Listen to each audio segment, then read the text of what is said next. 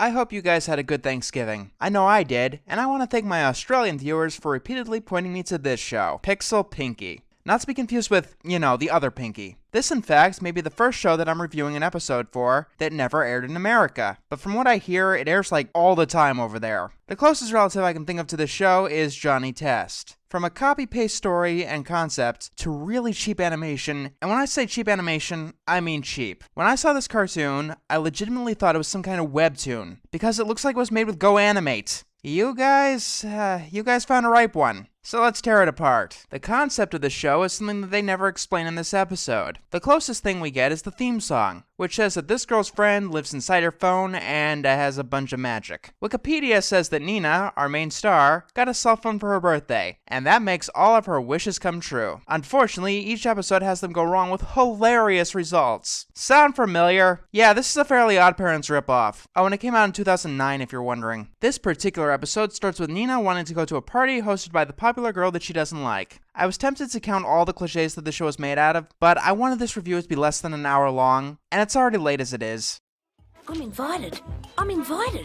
In your dreams, Vincent. This is a flyer for a hardware store.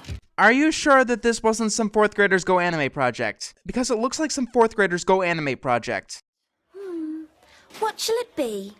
Red or aubergine? Oh, definitely red. Red is very in right now. Oh, I like the red. Go aubergine! Oh, but Hey kids, let's count the cliches. The awkward love interest with a girl that doesn't give a shit about him. The bland mean girl character. Her 2 idiot parrot sidekicks. Absolutely no knowledge of fashion by fashion savvy characters. And instead using fake colors. Someone selecting one thing so everyone else selects the other thing. That's impressive. No, really it is. You could eat a bunch of cartoon collection DVDs and shit out something less regurgitated than this show. Nina gets invited to Susie's party because never explained, and then we learn that Nina has to babysit. Oh no, now Nina has to pick between doing her responsibility and going to that party that she really wants to. Will she pick the right one, or will she make a fool of herself doing the less responsible option? Oh, and I have no idea who the hell that guru guy is, if you're wondering. Babysitting the Peterson kids? Since when? since 3 weeks ago. Who plans going away for a night 3 weeks in advance? I can understand for like the next weekend or something, but 3 fucking weeks? Neens, I thought you and Susie didn't get along. Why would you want to go to her party? Yeah, despite how much of a cliche this is, I've never really gotten why anyone does that. This show doesn't explain it either. So, Nina starts talking to her magic cell phone fairy. And yes, if you didn't know the concept of the show, this would come right the fuck out of nowhere. You see, with the Fairly Odd Parents, Cosmo and Wanda are near Timmy at almost all times, so their intervention doesn't come out of left field. Also, Pinkie talks with a horrible falsetto that's just not pleasant to listen to. No one can be in 2 places at once. Dexter, Jimmy Neutron, Timmy Turner, Johnny Test, Omi, Jake Long, SpongeBob, Pinkie Pie, Dodger Dare, Homer Simpson, and Dipper Pines. It never worked out once! So, Pinkie makes a new Nina. Can you poke it with a stick or something? I don't think that it's alive. It's exactly like you. Right, because the real Nina has those eyes. There are ways to differentiate the clone from the original without insulting the audience's intelligence, you know. Although, yes, this does seem to be a recurring problem. One that body swap stories have too. When I talk, I hear my own angelic voice, but it's coming out of your awkward and adolescent warped body. Why don't you ever use the voice that belongs to the body that you're in? Vocal cords aren't in the brain. Biology doesn't work like that. Bottom line, showing something to the audience that you don't show to the people in the stories that should know better is cheating! Oh, and the head of someone they said felt very real just fell off. Pinkie then decides to become the Nina clone.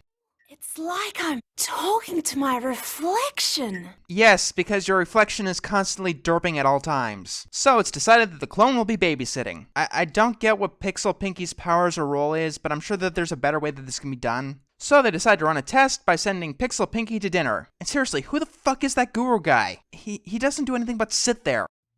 Means I looked up your charts and your stars predict a major disturbance tonight. If I'd have to guess, I'd say he's her father, but fathers don't exactly read their children their horoscopes. Pinkie eats some of the soup and then explodes. I had to tell your parents we've been studying magic tricks to explain your cranial discharge back there. So, where is your family? Do you think the Peterson kids will like this trick? Voila! Ew! Way too much. Oh, and they're babysitting right next to the party.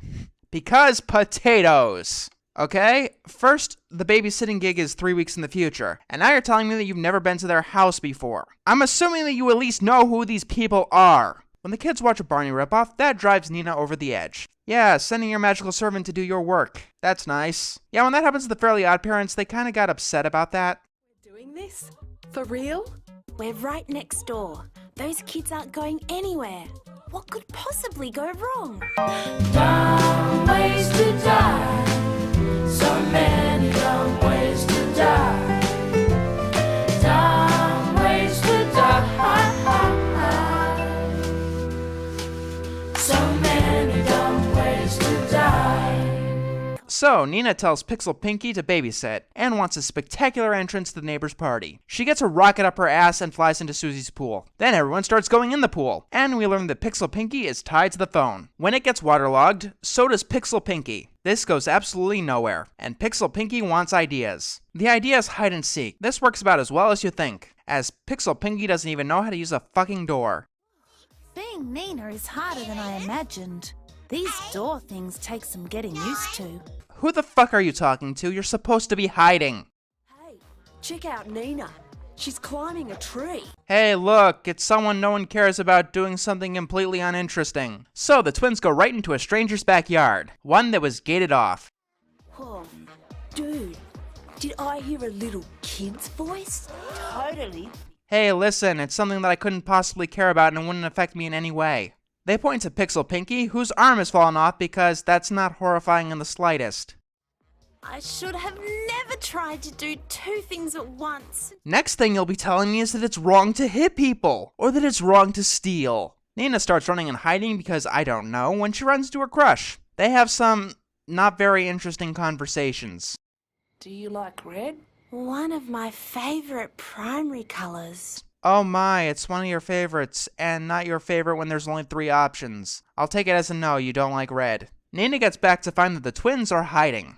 Yay, they're traumatized for life. Seriously, you just had someone's head fall off in front of a couple of kids. Anyway, the Petersons say that Nina should babysit for them every week, not realizing that she could just say no and hasn't yet made the commitment, meaning that she's gotten through this essentially consequence-free. This was an interesting one. Oh, and if you're wondering my rules for foreign shows, it has to have an official English translation and needs to have aired on mainstream television in its country of origin.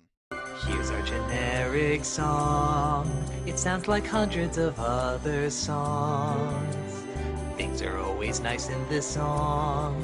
That's why no one remembers it. Generic song, generic song. Some jackass wrote this in his sleep. Generic song, generic songs. It shuts up your kids so you can't complain.